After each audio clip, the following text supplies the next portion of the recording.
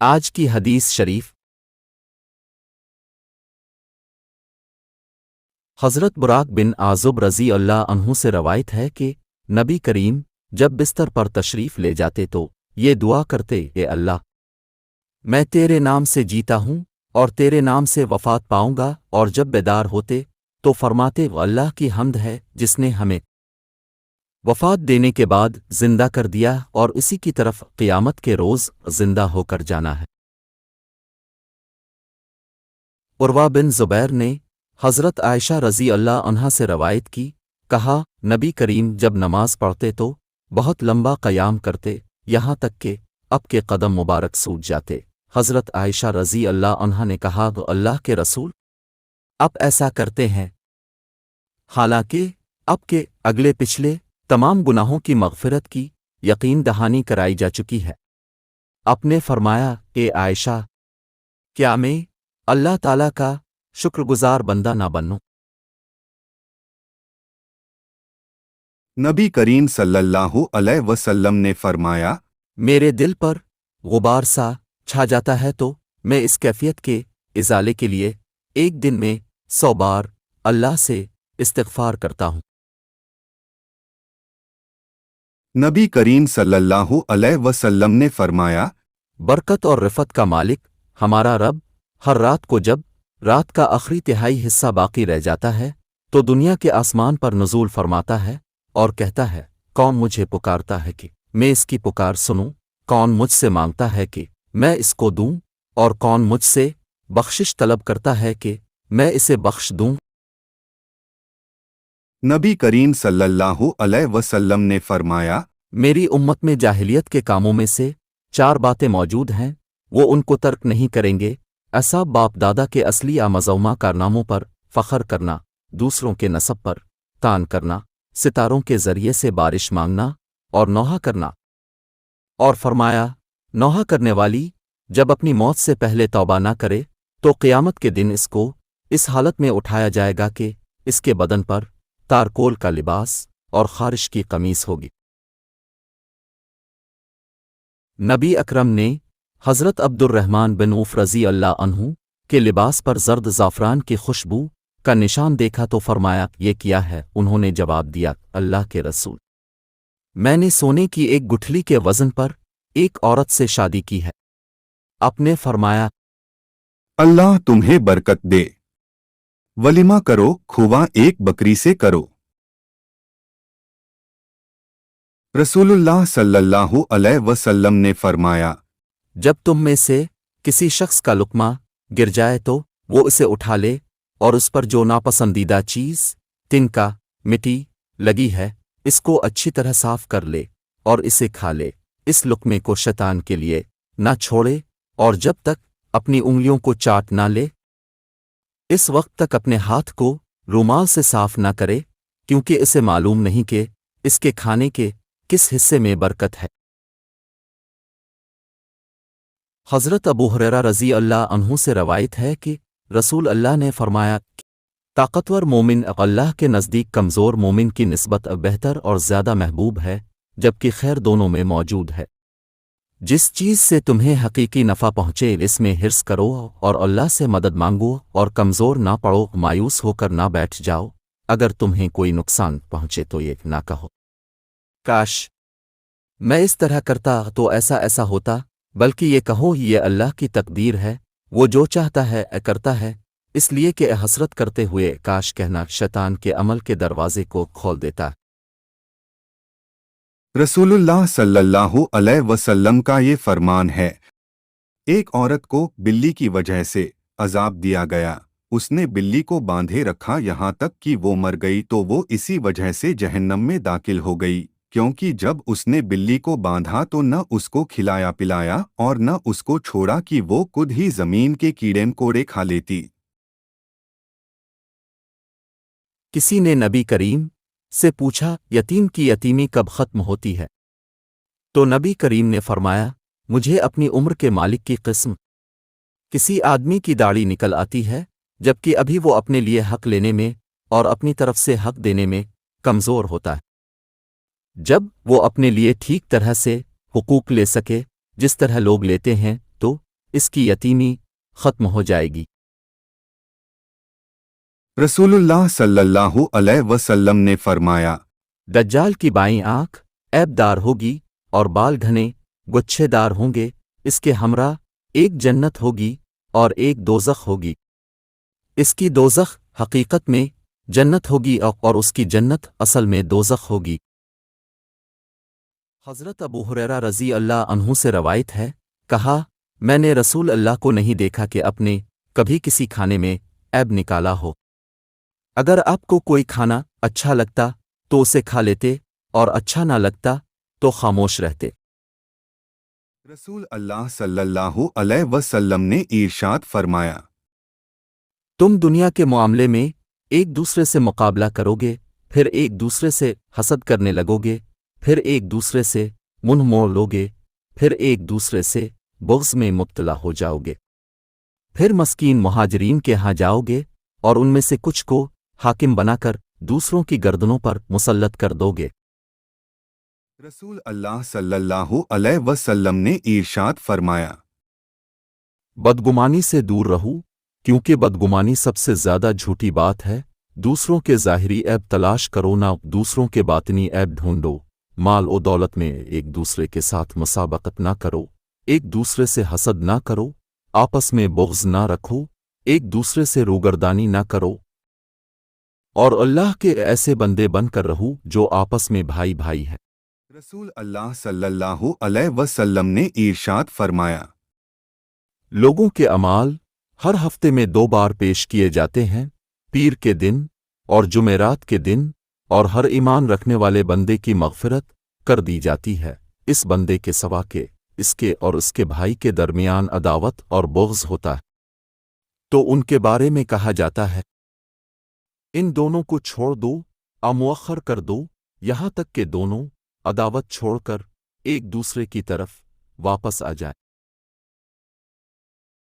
رسول اللہ صلی اللہ علیہ وسلم نے ارشاد فرمایا، اللہ تعالیٰ کے نزدیک سب سے بڑھ کر بغض کے قابل وہ شخص ہے جو سخت جھگڑالو ہو۔ رسول اللہ صلی اللہ علیہ وسلم نے ارشاد فرمایا، ابلیس اپنا تخت پانی پر بچھاتا ہے، پھر وہ اپنے لشکر روانہ کرتا ہے، اس کے سب سے زیادہ قریب وہ ہوتا ہے جو سب سے بڑا فتنہ ڈالتا ہے۔ ان میں سے ایک آ کر کہتا ہے میں نے فلاں فلاں کام کیا ہے، وہ کہتا ہے تم نے کچھ نہیں کیا، پھر ان میں سے ایک آ کر کہتا ہے میں نے اس شخص کو جس کے ساتھ میں تھا اس وقت تک نہیں چھوڑا، یہاں تک کہ اس کے اور اس کی بیوی کے درمیان تفریق کرا دی۔ کہا وہ اس کو اپنے قریب کرتا ہے اور کہتا ہے اللہ تم صلی سب سے اللہ بہتر علیہ ہو۔ وسلم نے ارشاد فرمایا، نظر نہ مانا کرو، نظر تقدیر کے معاملے میں کوئی فائدہ نہیں دیتی، اس کے ذریعے سے تو بخیل سے مال نکلوایا جاتا ہے۔ حضرت ابو ہریرہ رضی اللہ عنہ نے انہیں بتایا کہ رسول اللہ صلی اللہ علیہ وسلم نے فرمایا، جمعے کے دن جب امام خطبہ دے رہا ہو اس وقت اگر آپ نے اپنے ساتھی سے کہا خاموش رہو تو آپ نے بیکار بات کی۔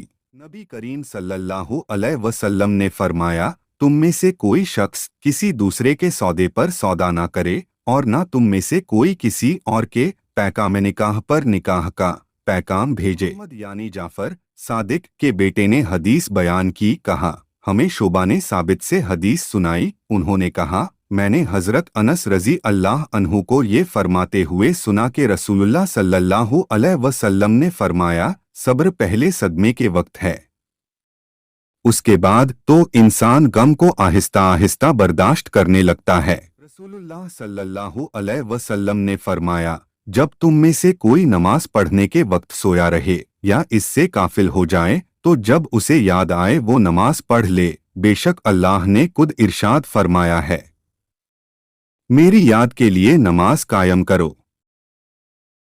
رسول اللہ صلی اللہ علیہ وسلم نے فرمایا، جب تم میں سے کوئی نماز پڑھنے کے وقت سویا رہے یا اس سے غافل ہو جائے تو جب اسے یاد آئے وہ نماز پڑھ لے، بے شک اللہ نے خود ارشاد فرمایا ہے، میری یاد کے لیے نماز قائم کرو۔ رسول اللہ صلی اللہ علیہ وسلم کا یہ فرمان ہے، آپ صلی اللہ علیہ وسلم نے فرمایا، اللہ نے قرآن مجید کے 3 حصے کیے ہیں اور سورہ اخلاص کو قرآن کے حصے میں سے ایک حصہ قرار دیا ہے۔ نبی کریم صلی اللہ علیہ وسلم نے فرمایا، کیا تم میں سے کوئی شخص اتنا بھی نہیں کر سکتا کہ ایک رات میں تہائی قرآن کی تلاوت کر لے؟ صحابہ کرام رضی اللہ عنہ نے کہا کہ کوئی شخص تہائی قرآن کی تلاوت کیسے کر سکتا ہے؟ آپ صلی اللہ علیہ وسلم نے فرمایا، سورہ اخلاص 1/3 قرآن کے برابر ہے۔ رسول اللہ نے فرمایا، قرآن مجید کا ماہر قرآن لکھنے والے انتہائی معزز اور اللہ کے فرمانبردار فرشتوں کے ساتھ ہوگا، اور جو انسان قرآن مجید پڑھتا ہے اور حق لاتا ہے اور وہ پڑھنا اس کے لیے مشقت کا باعث ہے، اس کے لیے 2 اجر ہیں۔ رسول اللہ نے حسن اور حسین رضی اللہ کا ہاتھ پکڑا اور فرمایا، جو مجھ سے محبت کرے اور ان دونوں سے اور ان دونوں کے باپ اور ان دونوں کی ماں سے محبت کرے تو وہ قیامت کے دن میرے ساتھ میرے درجہ میں ہوگا۔ رسول اللہ نے فرمایا، حسین مجھ سے ہیں اور میں حسین سے ہوں۔ اللہ اس شخص سے محبت کرتا ہے جو حسین سے محبت کرتا ہے۔ نبی کریم نے فرمایا، بلا شبہ دنیا بہت میٹھی اور ہری بھری ہے، اور اللہ تعالیٰ اس میں تمہیں تم سے پہلے والوں کا جانشین بنانے والا ہے، پھر وہ دیکھے گا کہ تم کیسے عمل کرتے ہو، لہٰذا تم دنیا میں کھو جانے سے بچتے رہنا اور عورتوں کے فتنے میں مبتلا ہونے سے بچ کر رہنا، اس لیے کہ بنی اسرائیل میں سب سے پہلا فتنہ عورتوں کے معاملے میں تھا کہ تم کس طرح عمل کرتے ہو۔ ایک آدمی رسول اللہ کے پاس آیا اور عرض کیا، بے شک میں فلاں آدمی کی وجہ سے صبح کی نماز سے پیچھے رہتا ہوں کیونکہ وہ ہمیں بہت لمبی نماز پڑھاتا ہے۔ ابو مسعود رضی اللہ عنہ بیان کرتے ہیں، میں نے نبی اکرم کو کبھی نہیں دیکھا کہ پند و نصیحت کرتے وقت اب کبھی اس دن سے زیادہ غضبناک ہوئے۔ آپ نے فرمایا، لوگو تم میں سے بعض دوسروں کو نماز سے متنفر کرنے والے ہیں۔ تم میں سے جو بھی لوگوں کی امامت کرائے وہ اختصار سے کام لے، کیونکہ اس کے پیچھے بوڑھے، کمزور اور حاجت مند ہوتے ہیں۔ ایک آدمی رسول اللہ کے پاس آیا اور عرض کیا، بے شک میں فلاں آدمی کی وجہ سے صبح کی نماز سے پیچھے رہتا ہوں کیونکہ وہ ہمیں بہت لمبی نماز پڑھاتا ہے۔ ابو مسعود رضی اللہ عنہ بیان کرتے ہیں، میں نے نبی اکرم کو کبھی نہیں دیکھا کہ پند و نصیحت کرتے وقت اب کبھی اس دن سے زیادہ غضبناک ہوئے۔ آپ نے فرمایا، لوگو تم میں سے بعض دوسروں کو نماز سے متنفر کرنے والے ہیں۔ تم میں سے جو بھی لوگوں کی امامت کرائے وہ اختصار سے کام لے، کیونکہ اس کے پیچھے بوڑھے، کمزور اور حاجت مند ہوتے ہیں۔ رسول اللہ صلی اللہ علیہ وسلم نے فرمایا، دجال کی بائیں آنکھ عیب دار ہوگی اور بال گھنے گچھے دار ہوں گے، اس کے ہمراہ ایک جنت ہوگی اور ایک دوزخ ہوگی۔ اس کی دوزخ حقیقت میں جنت ہوگی اور اس کی جنت اصل میں دوزخ ہوگی۔ رسول اللہ صلی اللہ علیہ وسلم نے ارشاد فرمایا، تم دنیا کے معاملے میں ایک دوسرے سے مقابلہ کرو گے، پھر ایک دوسرے سے حسد کرنے لگو گے، پھر ایک دوسرے سے منہ موڑ لو گے، پھر ایک دوسرے سے بغض میں مبتلا ہو جاؤ گے، پھر مسکین مہاجرین کے ہاں جاؤ گے اور ان میں سے کچھ کو حاکم بنا کر دوسروں کی گردنوں پر مسلط کر دو گے۔ رسول اللہ صلی اللہ علیہ وسلم نے ارشاد فرمایا، بدگمانی سے دور رہو، کیونکہ بدگمانی سب سے زیادہ جھوٹی بات ہے۔ دوسروں کے ظاہری عیب تلاش کرو، نہ دوسروں کے باطنی عیب ڈھونڈو۔ مال و دولت میں ایک دوسرے کے ساتھ مسابقت نہ کرو، ایک دوسرے سے حسد نہ کرو، آپس میں بغض نہ رکھو، ایک دوسرے سے روگردانی نہ کرو، اور اللہ کے ایسے بندے بن کر رہو جو آپس میں بھائی بھائی ہیں۔ رسول اللہ صلی اللہ علیہ وسلم نے ارشاد فرمایا، اللہ تعالیٰ کے نزدیک سب سے بڑھ کر بغض کے قابل وہ شخص ہے جو سخت جھگڑالو ہو۔ रसूल अल्लाह सल्लल्लाहु अलैहि वसल्लम ने इरशाद फरमाया, इब्लीस अपना तख्त पानी पर बिछाता है, फिर वो अपने लश्कर रवाना करता है।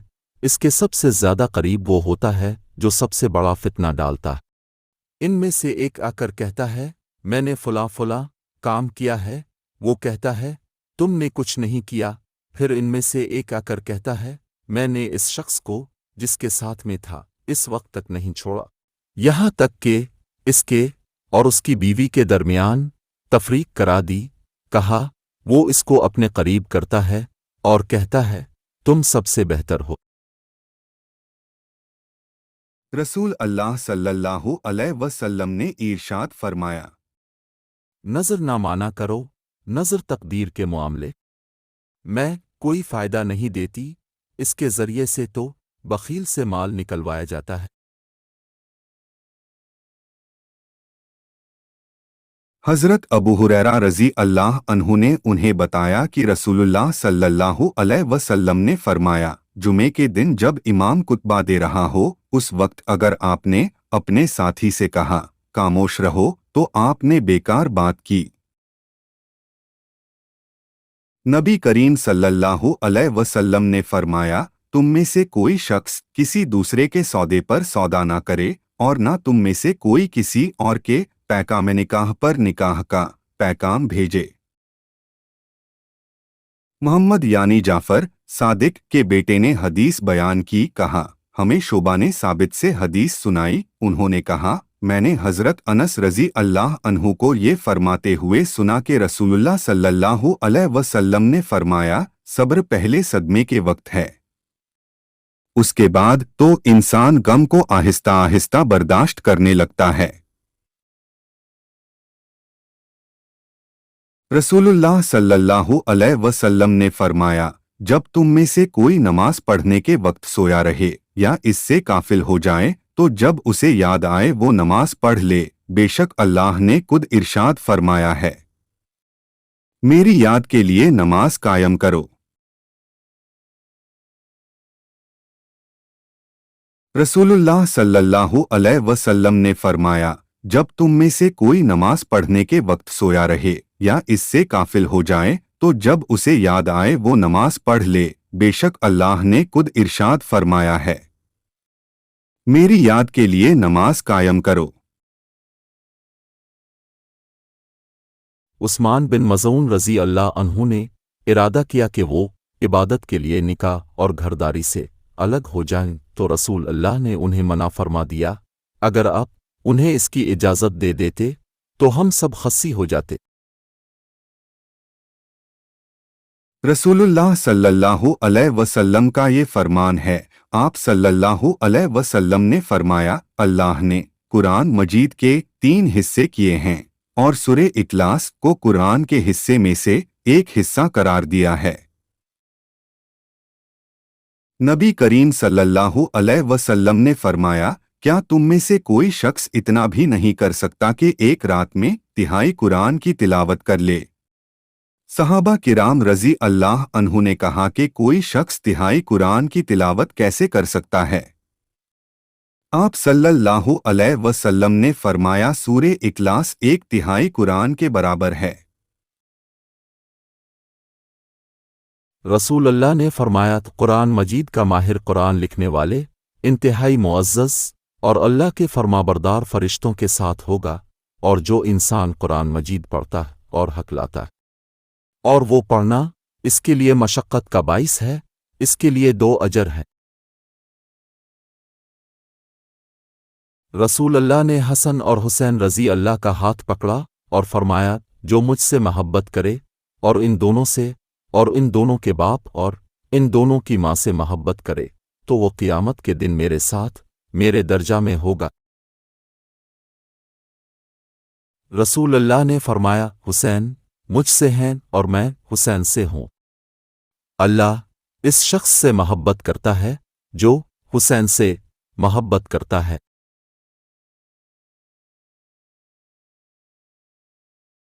नबी करीम ने फरमाया, मुहर्रम के सवा कोई मर्द किसी औरत के साथ तन्हाई में ना बैठे। इस पर एक सहाबी ने अर्ज़ किया, आ रसूल अल्लाह, میری بیوی حج کرنے گئی ہے اور میرا نام فلاں غزوہ میں لکھا گیا ہے۔ نبی کریم نے فرمایا کہ پھر تو واپس جا اور اپنی بیوی کے ساتھ حج کر۔ نبی کریم نے فرمایا بلا شبہ دنیا بہت میٹھی اور ہری بھری ہے، اور اللہ تعالیٰ اس میں تمہیں تم سے پہلے والوں کا جانشیں بنانے والا ہے، پھر وہ دیکھے گا کہ تم کیسے عمل کرتے ہو، لہٰذا تم دنیا میں کھو جانے سے بچتے رہنا اور عورتوں کے فتنے میں مبتلا ہونے سے بچ کر رہنا، اس لیے کہ بنی اسرائیل میں سب سے پہلا فتنہ عورتوں کے معاملے میں تھا کہ تم کس طرح عمل کرتے ہو۔ رسول اللہ نے فرمایا جس شخص نے کسی مسلمان کی دنیاوی تکلیفوں میں سے کوئی تکلیف دور کی، اللہ تعالیٰ اس کی قیامت کی تکلیفوں میں سے کوئی تکلیف دور کرے گا، اور جس شخص نے کسی تنگ دست کے لیے آسانی کی، اللہ تعالیٰ اس کے لیے دنیا اور آخرت میں آسانی کرے گا، اور جس نے کسی مسلمان کی پردہ پوشی کی، اللہ تعالیٰ دنیا اور آخرت میں اس کی پردہ پوشی کرے گا، اور اللہ تعالیٰ اس وقت تک بندے کی مدد میں لگا رہتا جب تک بندہ اپنے بھائی کی مدد میں لگا رہتا۔ اور جو شخص اس راستے پر چلتا ہے جس میں وہ علم حاصل کرنا چاہتا ہے، تو اللہ تعالیٰ اس کے ذریعے سے اس کے لیے جنت کا راستہ آسان کر دیتا ہے۔ رسول اللہ نے فرمایا جو شخص یہ چاہتا ہے کہ اس کے لیے اس کے رزق میں کشادگی کی جائے، اور جو اس نے چھوڑ جانا ہے اس کی مہلت لمبی کی جائے، تو وہ صلہ رحمی کرے۔ رسول اللہ نے فرمایا جس شخص نے کسی مریض کی عیادت کی وہ مسلسل جنت کی روش میں رہا۔ آپ سے پوچھا گیا رسول اللہ جنت کی روش کیا چیز ہے؟ آپ نے فرمایا اس کے پھل جنہیں وہ چنتا ہے۔